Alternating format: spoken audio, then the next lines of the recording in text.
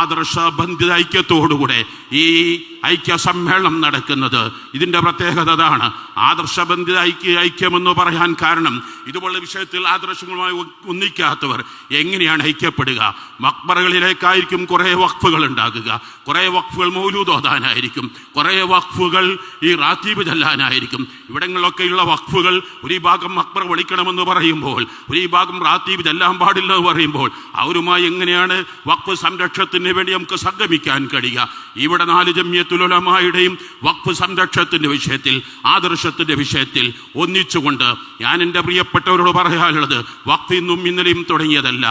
മുഗൾ ചക്രവർത്തിമാർ നമുക്ക് ധാരാളം വഖഫുകൾ, ആ വഖഫുകളുടെ കണക്കുകളെല്ലാം കേൾക്കുമ്പോൾ ഞെട്ടിപ്പോകും.